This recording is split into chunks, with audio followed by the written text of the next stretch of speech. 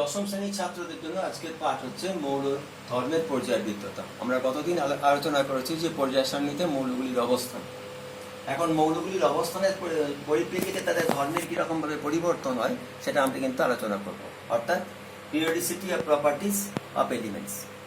প্রথমে আমরা লক্ষ্য করে দেখি যে পারমাণবিক ব্যাসার্ধ বা অ্যাটমিক রেডিয়াস, পারমাণবিক ব্যাসার্ধের কীভাবে পর্যায়গতভাবে পরিবর্তন করছে। আমরা জানি কোনো পরমাণুর যত পরমাণু ক্রমাঙ্ক বাড়বে তত তার আকার আস্তে আস্তে কিন্তু বাড়া উচিত, কিন্তু পর্যায় সারণীতে অবস্থান দেখলে আমরা বুঝতে পারছি যে পরমাণু ক্রমাঙ্ক বাড়ার সঙ্গে সঙ্গে মৌলগুলির পর্যায় আকার কিন্তু আস্তে আস্তে বাড়ছে না, আস্তে আস্তে কমে যাচ্ছে। যেমন আমরা লক্ষ্য করে দেখছি যে লিথিয়াম তার আকার কিন্তু 123 পিকোমিটার, কিন্তু ফ্লোরিন লিথিয়াম তার পরমাণু ক্রমাঙ্ক হচ্ছে 3 আর ফ্লোরিন তার পরমাণু ক্রমাঙ্ক হচ্ছে 9। তার মানে ফ্লোরিনের আকার বাড়া উচিত ছিল, সেক্ষেত্রে ফ্লোরিনের ক্ষেত্রে লক্ষ্য করে দেখছি 64 পিকোমিটার। অর্থাৎ যত আমরা একটা পর্যায় ধরে বাঁ দিক থেকে ডান দিকে যাচ্ছি তত কিন্তু আকার আস্তে আস্তে কমছে। এটা কিন্তু পর্যায় সারণীতে অবস্থান থেকেই আমরা বলতে পারছি, অন্যভাবে আমাদের পক্ষে বলা সম্ভব হতো না। যত উপর থেকে নিচের দিকে যাচ্ছে একটা শ্রেণীতে তত লক্ষ্য করে দেখছি পরমাণু ক্রমাঙ্ক বাড়ছে, কিন্তু বাড়ার সঙ্গে সঙ্গে তাদের আকারও কিন্তু আস্তে আস্তে বাড়ছে। লিথিয়ামের ক্ষেত্রে যেখানে দেখলাম 123, সোডিয়াম 154, ফ্রান্সিয়াম কিন্তু সেখানে 256 পিকোমিটার। অর্থাৎ পরমাণুর আকার আস্তে আস্তে উপর থেকে নিচের দিকে বাড়ছে। কিন্তু কেন বাড়ছে, এই আকারের পরিবর্তনটা কেন বাঁ দিক থেকে ডান দিকে গেলে আস্তে আস্তে কমে যাচ্ছে? কারণ আমরা ইলেকট্রন বিন্যাস যদি লক্ষ্য করে দেখি, ইলেকট্রন বিন্যাস লক্ষ্য করে দেখা যাবে লিথিয়াম তার ক্ষেত্রে প্রথম কক্ষপথে 2টি, পরের কক্ষপথে 1টি ইলেকট্রন আছে। এবং ফ্লোরিনের ক্ষেত্রে দেখা যাচ্ছে প্রথম কক্ষপথে 2টি এবং তার পরের কক্ষপথে 7টি ইলেকট্রন আছে। অর্থাৎ লিথিয়াম এবং ফ্লোরিন প্রত্যেকের কক্ষপথ সংখ্যা 2, কিন্তু কক্ষপথ সংখ্যা 2 হলো যত পরমাণু ক্রমাঙ্ক বাড়ছে এদের কেন্দ্রের প্রোটন সংখ্যা বাড়ছে, অর্থাৎ কেন্দ্রের পজিটিভ তড়িৎগ্রস্ত পরমাণু সংখ্যা, পজিটিভ তড়িতের পরিমাণটা বাড়ছে।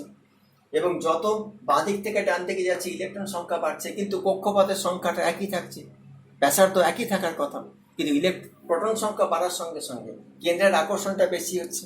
এবং কেন্দ্রের আকর্ষণ শেষ কক্ষপথে প্রতি কেন্দ্রের আকর্ষণ বেশি হওয়ার জন্য আস্তে আস্তে যত বাঁ দিক থেকে ডান দিকে যাচ্ছি তার আকার কিন্তু কমে যাচ্ছে। আর এক্ষেত্রে যত উপর থেকে নিচের দিকে যাচ্ছি প্রোটন সংখ্যা বাড়ছে, কিন্তু কক্ষপথের সংখ্যার পরিবর্তন হচ্ছে। এখানে কক্ষপথের সংখ্যা হচ্ছে 2টি, কক্ষপথের সংখ্যা 3টি, কক্ষপথের সংখ্যা 4টি। যত কক্ষপথের সংখ্যা বাড়ছে তার আকার কিন্তু পরিবর্তন হচ্ছে। নেক্সট, পরবর্তী ক্ষেত্রে আমরা দেখছি আয়নন বিভব বা আয়নাইজেশন পোটেনশিয়াল। এখন প্রথমে প্রশ্ন হচ্ছে আয়নন বিভব বা আয়নাইজেশন পোটেনশিয়াল বলতে আমরা কি বুঝি? কোনো একটা পরমাণু যখন সর্বনিম্ন স্তরে আছে এবং পরমাণুটি যখন গ্যাসীয় অবস্থায় আছে, সেই অবস্থায় পরমাণুর সব থেকে আলগাভাবে যে ইলেকট্রনটা আছে সেই ইলেকট্রনটাকে বের করার জন্য ন্যূনতম যে পরিমাণ শক্তি প্রয়োজন হয় বা ন্যূনতম যে পরিমাণ শক্তি দেওয়া যায় তাকে আমরা বলতে পারি আয়নাইজেশন পোটেনশিয়াল বা আয়নন বিভব বা আয়নাইজেশন শক্তি। এবং আয়নাইজেশন শক্তি আমরা এখানে পর্যায়গত বা শ্রেণীগতভাবে আয়নাইজেশন শক্তির কীরকম পরিবর্তন করছে লক্ষ্য করলে দেখা যাবে। লিথিয়াম তার হাইড্রোজেনের ক্ষেত্রে আমরা কি দেখছি? আয়নাইজেশন শক্তি বলতে যেটা বোঝায়, হাইড্রোজেনকে আমরা এনার্জি দিচ্ছি, শক্তি। হাইড্রোজেন কিন্তু গ্যাসীয় অবস্থায় আছে। হাইড্রোজেনকে যদি 13.56 ইলেকট্রন ভোল্ট যদি এনার্জি দিই, হাইড্রোজেন থেকে 1টি ইলেকট্রন বেরিয়ে গিয়ে হাইড্রোজেনটি একটা ধনাত্মক তড়িৎগ্রস্ত আয়নে পরিণত হবে, H+ আয়নে পরিণত হবে। এই যে শক্তিটা, এটা কি বলা হচ্ছে আয়নাইজেশন পোটেনশিয়াল। তা হাইড্রোজেনের ক্ষেত্রে লক্ষ্য করে দেখলাম সেটা 13.56। লিথিয়ামের ক্ষেত্রে দেখছি 5.39। কেন লিথিয়ামের ক্ষেত্রে কম পরিমাণ শক্তি দিতে হচ্ছে? কারণ লক্ষ্য করে দেখি হাইড্রোজেনের ক্ষেত্রে কক্ষপথের সংখ্যা 1টা, লিথিয়ামের ক্ষেত্রে কক্ষপথের সংখ্যা 2টো। এরও শেষ কক্ষপথে 1টি ইলেকট্রন আছে, এরও শেষ কক্ষপথে 1টি ইলেকট্রন আছে, কিন্তু এই ইলেকট্রনটা কেন্দ্র থেকে দূরে আছে। সুতরাং এই ইলেকট্রনটি আলগাভাবে আছে এবং তাকে বের করতে গেলে কম পরিমাণ শক্তি লাগবে। যত উপর থেকে নিচের দিকে যাব তত কিন্তু লক্ষ্য করে দেখা যাচ্ছে কক্ষপথের সংখ্যা বাড়ছে, ইলেকট্রনের দূরত্বটা কেন্দ্র থেকে বাড়ছে এবং সেই ইলেকট্রনটাকে বের করতে গেলে আমরা শক্তি কম পাচ্ছি। লিথিয়ামের ক্ষেত্রে যদি হয় 5.39 ইলেকট্রন ভোল্ট, সেক্ষেত্রে সিজিয়ামের ক্ষেত্রে আমরা দেখছি 3.89 ইলেকট্রন ভোল্ট। অর্থাৎ একটা শ্রেণী ধরে যত উপরের থেকে নিচের দিকে যাচ্ছি আয়নাইজেশন পোটেনশিয়াল কিন্তু আস্তে আস্তে কমে যাচ্ছে। এবার লক্ষ্য করে দেখি বাম দিক থেকে ডান দিকে গেলে কি ঘটবে। বাম দিক থেকে ডান দিকে গেলে দেখা যাচ্ছে যত বাম দিকে থেকে ডান দিকে যাচ্ছে কক্ষপথের সংখ্যা একই আছে, এবং কক্ষপথের সংখ্যা একই থাকলেও শেষ কক্ষপথে ইলেকট্রনের সংখ্যা কিন্তু আস্তে আস্তে বেড়ে যাচ্ছে। অর্থাৎ আলগাভাবে ইলেকট্রন কিন্তু আস্তে আস্তে কমে যাচ্ছে। যত ইলেকট্রনের সংখ্যা বাড়ছে তত শেষ কক্ষপথ থেকে ইলেকট্রন বের করার প্রবণতাটা কিন্তু আস্তে আস্তে কমে যাচ্ছে, এবং তত পরিমাণ কিন্তু শক্তি লাগছে, অর্থাৎ আয়নাইজেশন পোটেনশিয়াল আস্তে আস্তে বাড়ছে। লিথিয়ামের ক্ষেত্রে লক্ষ্য করে দেখলাম যেখানে 5.39 ইলেকট্রন ভোল্ট, সেখানে লক্ষ্য করে দেখছি নিয়নের ক্ষেত্রে 21.56 ইলেকট্রন ভোল্ট।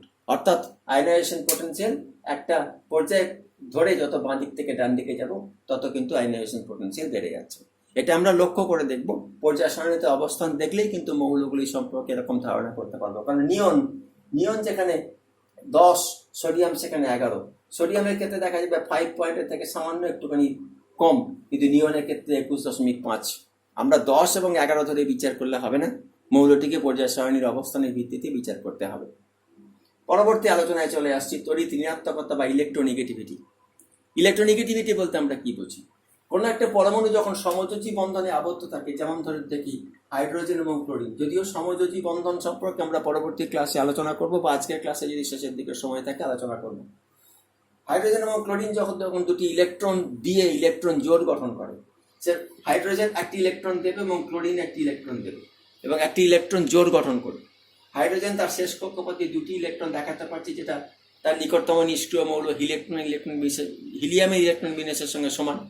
ক্লোরিন তার শেষ কক্ষপথে অবশিষ্ট একটি ইলেকট্রন দেওয়ার পর ক্লোরিনে পড়ে থাকছে 6টি, অর্থাৎ ক্লোরিন তার শেষ কক্ষপথে ইলেকট্রন সংখ্যা দেখাতে পারছে 8টি, নিকটতম নিষ্ক্রিয় মৌল যেটা আর্গনের সঙ্গে সমান। এই ইলেকট্রন দুটি যেহেতু প্রত্যেকে সমানভাবে দিয়েছে, অর্থাৎ ইলেকট্রন জোড়টা প্রত্যেকে সমান অধিকার আছে, কিন্তু দেখা যাবে ক্লোরিন কিন্তু তার ইলেকট্রনটি টানবার ক্ষমতা বেশি, এবং এই ইলেকট্রন জোড়কে হাইড্রোজেন এবং ক্লোরিনের মধ্যে ক্লোরিন তার বেশির দিকে টেনে রাখবে। ইলেকট্রন যদি ক্লোরিনের দিকে বেশি যায় তাহলে ক্লোরিন সামান্য পরিমাণে নেগেটিভ হবে এবং হাইড্রোজেন সামান্য পরিমাণে পজিটিভ, অর্থাৎ ডেল পজিটিভ এবং ডেল্টা নেগেটিভ। তাহলে সমযোজী বন্ধনে আবদ্ধ অবস্থায় এই যে ইলেকট্রন জোড়টা, এই ইলেকট্রন জোড়টাকে যে বেশি নিচের দিকে টানবে, এবং এই টানার ক্ষমতাটাকে আমরা বলবো ইলেকট্রোনেগেটিভিটি বা তড়িৎ ঋণাত্মকতা। সেই ইলেকট্রোনেগেটিভিটি বা তড়িৎ ঋণাত্মকতা পর্যায় সারণীর উপরে কিভাবে প্রভাব পড়বে, পর্যায় সারণীতে অবস্থানের ভিত্তিতে ইলেকট্রোনেগেটিভিটি ধর্মের কিরকম পরিবর্তন করবে সেটা আমরা লক্ষ্য করে দেখি। লক্ষ্য করে দেখা যাচ্ছে যে লিথিয়াম তার ইলেকট্রোনেগেটিভিটি হচ্ছে 1.0, সেক্ষেত্রে ফ্লোরিন তার ইলেকট্রোনেগেটিভিটি হচ্ছে 4.0। কেন?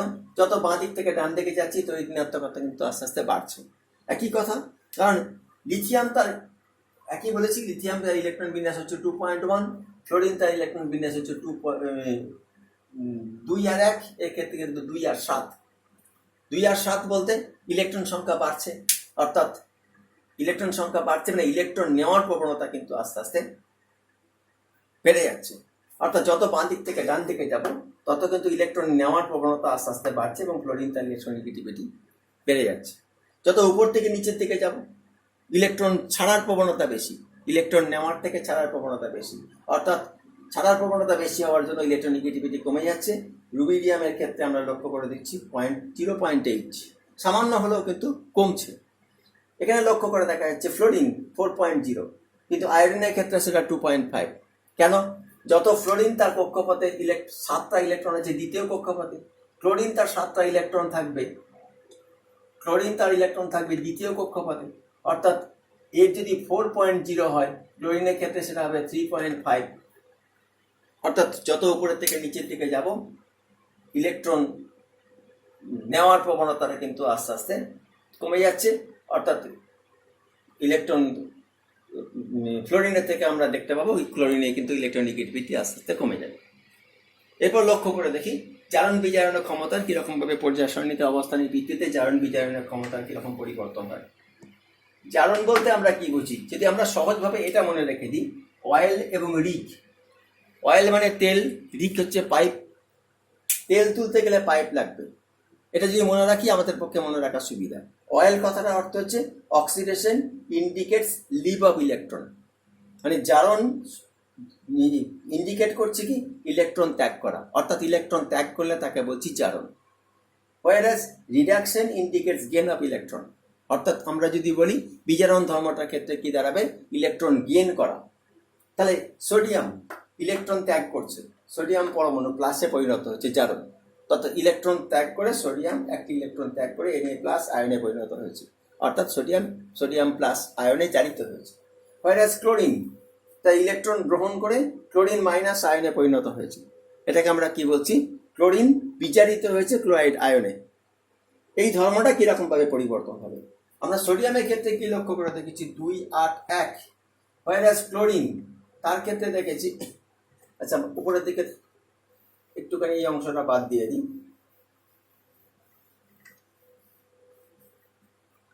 ক্লোরিনের ক্ষেত্রে আমরা কি দেখলাম? 287। এর ইলেকট্রন নেওয়ার প্রবণতাটা, ইলেকট্রন ছাড়ার প্রবণতা বেশি, অর্থাৎ শেষ কক্ষপথে একটি ইলেকট্রন আছে। এর কাছাকাছি নিষ্ক্রিয় মৌল হচ্ছে নিয়ন 28, অর্থাৎ এই একটি ইলেকট্রন ছেড়ে দিয়ে এই নিয়নের ইলেকট্রনিক কনফিগারেশন লাভ করবে। সেক্ষেত্রে এর পক্ষে ইলেকট্রন নেওয়ার থেকে ইলেকট্রন ছেড়ে দেওয়ার প্রবণতা বেশি, অর্থাৎ এর চারণ ধর্ম বেশি। ক্লোরিন তার কাছাকাছি নিষ্ক্রিয় মৌল হচ্ছে আর্গন। আর্গন তার পরমাণু ক্রমাঙ্ক 288, অর্থাৎ এর শেষ কক্ষপথে 8টি ইলেকট্রন আনতে গেলে ক্লোরিনকে কি করতে হবে? একটি ইলেকট্রন গ্রহণ করতে হবে। তো একটি ইলেকট্রন গ্রহণ করার প্রবণতা ক্লোরিনের বেশি, অর্থাৎ ক্লোরিনের ইলেকট্রন নেওয়ার প্রবণতা বেশি, অর্থাৎ ক্লোরিন তার বিজারণ ধর্ম বেশি। তাহলে আমরা কি লক্ষ্য করে দেখলাম? বাঁ দিক থেকে একই সেম পর্যায়ে বাঁ দিক থেকে ডান দিকে যত যাচ্ছি দেখা যাচ্ছে জারণ ধর্ম কিন্তু আস্তে আস্তে বাড়ছে এবং বিজারণ ধর্ম আস্তে আস্তে কমছে। উল্টো দিক থেকে লক্ষ্য করে বলা যাবে যে যত আমরা ডান দিক থেকে বাঁ দিকে আসবো বিজারণ ধর্ম কিন্তু আস্তে আস্তে বাড়বে, আর যত বাঁ দিক থেকে ডান দিকে যাব বিজারণ ধর্ম আস্তে আস্তে কমবে। এবার উপর থেকে নিচের দিকে লক্ষ্য করা দেখা যায় সোডিয়াম এবং পটাশিয়াম। সোডিয়াম একটি ইলেকট্রন নিয়ে একটি ইলেকট্রন ত্যাগ করে সোডিয়াম আয়নে পরিণত হলো। পটাশিয়াম একইভাবে একটি ইলেকট্রন ত্যাগ করে পটাশিয়াম আয়নে পরিণত হলো। এখন সোডিয়াম এবং পটাশিয়ামের মধ্যে কার জারণ ধর্ম বেশি? কারণ কে তাড়াতাড়ি ইলেকট্রন ত্যাগ করবে? পটাশিয়াম তার ইলেকট্রনটা আছে চতুর্থ কক্ষপথে, সোডিয়াম তার ইলেকট্রনটা আছে তৃতীয় কক্ষপথে। সেক্ষেত্রে এই ইলেকট্রনটা আলগাভাবে আছে, এই ইলেকট্রনটাকে ত্যাগ করার প্রবণতা বেশি, অর্থাৎ যত আমরা যাব তত দেখা যাবে কিন্তু জারণ ধর্মটা আস্তে আস্তে কমে যাচ্ছে। কিন্তু বিজারণ ধর্মের ক্ষেত্রে কি দেখা যাবে? বিজারণ ধর্মের ক্ষেত্রে দেখা যাবে যে যত উপরের দিকে নিচের দিকে যাব বিজারণ ধর্ম কিন্তু আস্তে আস্তে বাড়বে, আর যত নিচ থেকে উপরের দিকে যাব জারণ সংখ্যা কিন্তু আস্তে আস্তে বাড়তে থাকবে। যত উপরের থেকে নিচের দিকে যাব জারণ সংখ্যা কিন্তু আস্তে আস্তে কমতে থাকবে। এবার লক্ষ্য করে দেখা যাক যে আরো কিছু কিছু প্রপার্টিজ আছে, যেমন দেখা গেল যে দ্রাব্যতা। আবার লক্ষ্য করে দেখছি যে দ্রাব্যতা বা আরো কিছু কিছু ধর্ম যেগুলো বলতে পারবো যে তেজস্ক্রিয়তা, এগুলো কিন্তু পর্যায় সারণীতে অবস্থানের ভিত্তিতে নির্ভর করে না। আমরা নেক্সট আলোচনা করছি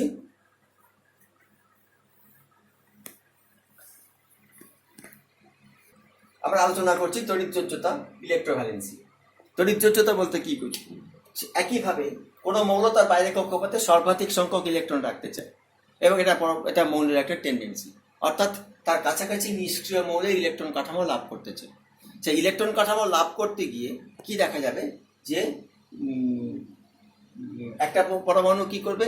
ইলেকট্রন ছাড়বে, ইলেকট্রন ছেড়ে দিয়ে ধনাত্মক তড়িৎগ্রস্ত আয়নে পরিণত হবে। হোয়ারাস আরেকটা পরমাণু ইলেকট্রন গ্রহণ করে ঋণাত্মক তড়িৎগ্রস্ত আয়নে পরিণত হবে। লক্ষ্য করে দেখি সোডিয়াম তার পরমাণু ক্রমাঙ্ক হচ্ছে 281। সোডিয়াম কি করবে? একটা ইলেকট্রনকে ত্যাগ করলো।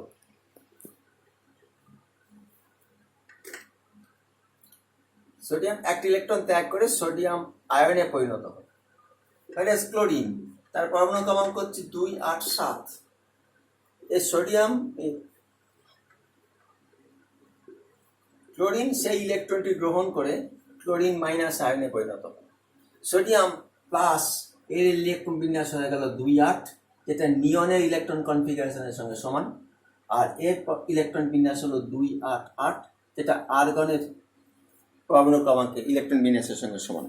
তাহলে এখন এই দুটি আয়ন সোডিয়াম প্লাস এবং ক্লোরিন মাইনাস দুটো বিপরীত তড়িৎগ্রস্ত আয়ন, এরা কি করবে?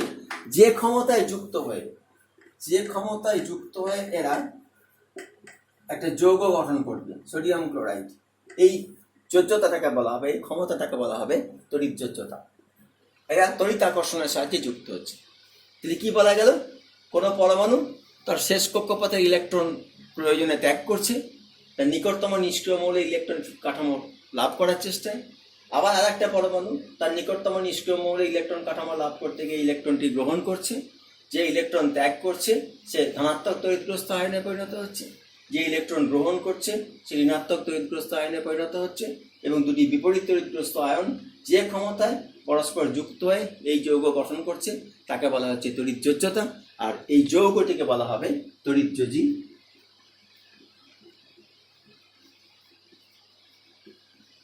যৌগ। সোডিয়াম ক্লোরাইডের ক্ষেত্রে দেখা গেল একটি করে ইলেকট্রন গ্রহণ করছে বা বর্জন করছে। আমরা যদি ম্যাগনেসিয়াম ক্লোরাইডের ক্ষেত্রে লক্ষ্য করে দেখি, ম্যাগনেসিয়ামের ক্ষেত্রে 2, 8, 2, ক্লোরিনের ক্ষেত্রে দেখা গেল 2, 8, 7। এক্ষেত্রে ম্যাগনেসিয়াম দুটি লাগবে। ম্যাগনেসিয়াম কি করবে, দুটি ইলেকট্রনকে ত্যাগ করবে, ম্যাগনেসিয়াম প্লাস প্লাস আয়নে পরিণত হবে। আর দুটি ক্লোরিন পরমাণু কি করবে, দুটি ইলেকট্রনকে গ্রহণ করবে, দুটি Cl মাইনাস আয়নে পরিণত হবে। তাহলে Mg plus plus 2Cl minus MgCl2 magnesium ক্লোরাইডে পরিণত হবে। তাহলে এই ধরনের আমরা আরো অনেক উদাহরণ লক্ষ্য করলে দেখা যাবে যে কিভাবে তড়িৎ যোজ্যতা সম্পন্ন হচ্ছে। নেক্সট, পরবর্তী ক্ষেত্রে আমরা আলোচনা করি সমযোজ্যতা। সমযোজ্যতার ক্ষেত্রে দেখা যাবে, আমরা ওখানে বললাম আগের ক্ষেত্রে তড়িৎ যোজ্যতার ক্ষেত্রে কি দেখলাম, গিভ অ্যান্ড টেক পলিসি, একজন গ্রহণ করবে একজন দান করবে। এক্ষেত্রে কি দেখা যাবে, এক্ষেত্রে দেখা যাবে দুজনই কিন্তু সমান অবস্থায় আছে, কেউ ইলেকট্রন ছাড়তে রাজি নয়, কেউ ইলেকট্রন ত্যাগ করতেও গ্রহণ করতেও রাজি নয়, দুজনই সমানভাবে আছে। এরা কি করলো, এক কাজ করি, সমান পরিমাণ অর্থ দিয়ে বা সমান পরিমাণ ইলেকট্রন দিয়ে একটা যৌথ ব্যবসা শুরু করি। অর্থাৎ যৌথ ব্যবসা শুরু করতে কি দেখা যাবে, ক্লোরিন তার পরমাণু ক্রমাঙ্ক 2, 8, 7, অর্থাৎ এর শেষ কক্ষপথে 7টি ইলেকট্রন আছে। আর একটি ক্লোরিন পরমাণু তারও ইলেকট্রন সংখ্যা হচ্ছে 2, 8, 7, এরও শেষ কক্ষপথে 7টি ইলেকট্রন আছে। তা একটা ক্লোরিন পরমাণুকে যদি ভেবে নেওয়া যায় যে তার এখানে নিউক্লিয়াস, প্রথম কক্ষপথে 2টি ইলেকট্রন, পরবর্তী কক্ষপথে 8টি ইলেকট্রন, তার পরবর্তী কক্ষপথে আছে 7টা ইলেকট্রন, 1, 2, 3, 4, 5, 6, 7টা। এদিক থেকে উল্টোভাবে যদি আর একটা ক্লোরিন পরমাণুকে আমরা ধরি, এরও বাইরে কক্ষপথে হচ্ছে 1, 2, 3, 4, 5, 6, 7টা। এটা কিন্তু এর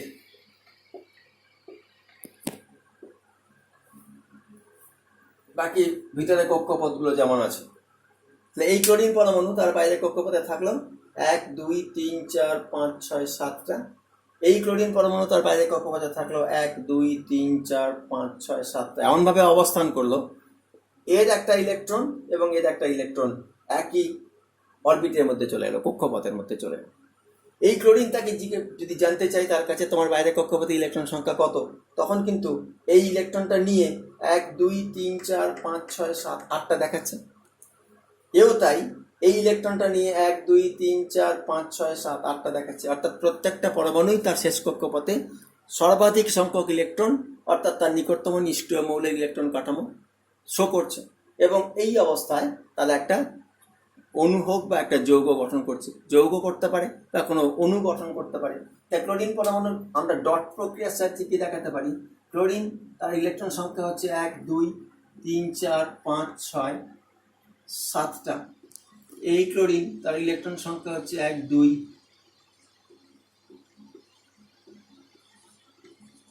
7টা। এই ক্লোরিন এমনভাবে অবস্থান করলো যে প্রত্যেকেই কিন্তু বাইরে কক্ষপথে 8টি ইলেকট্রন দেখাতে পারছে। অর্থাৎ ক্লোরিন এই ইলেকট্রন এবং এই ইলেকট্রন একটা বন্ধন, সমযোজী বন্ধনে আবদ্ধ হলো। এই বন্ধনটাকে আমরা কি বলবো, সমযোজ্যতা। আর এই যে ক্লোরিন অণু তৈরি হলো একে আমরা বলছি সমযোজী। যদি এটা যৌগ নয়, এটা মৌল, যেমন লক্ষ্য করে দেখি অন্য মৌলের ক্ষেত্রে হাইড্রোজেন আর ক্লোরিন, সেক্ষেত্রে কি ধরনের অবস্থা হবে।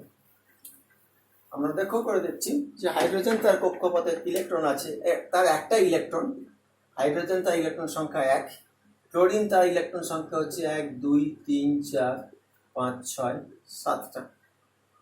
তাই হাইড্রোজেন ইলেকট্রন সংখ্যা তার নিকটতম নিষ্ক্রিয় মৌল হিলিয়াম, তার ইলেকট্রন বিন্যাস হচ্ছে 2টো, অর্থাৎ হাইড্রোজেন তার বাইরের কক্ষপথে 2টি ইলেকট্রন দেখাতে পাচ্ছে।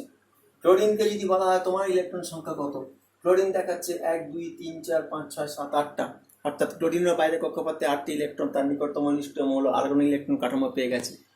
এবার এদেরকে যদি আমরা একটা বন্ধনীর সাহায্যে জুড়ে দিই, তাহলে কি দেখা গেল, হাইড্রোজেন এবং chlorine HCl, hydrogen chloride gas উৎপন্ন হলো, এরা সমযোজী যৌগ।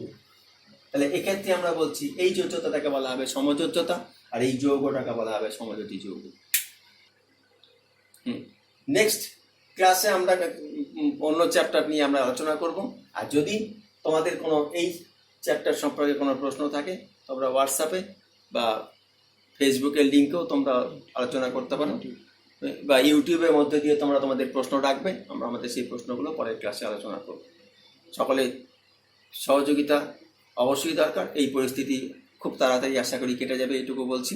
এটুকু বলে সকলকে শুভেচ্ছা জানাচ্ছি এবং আগামী দিনে তোমাদের আরও বেশি সাফল্য কামনা করে শেষ করছি।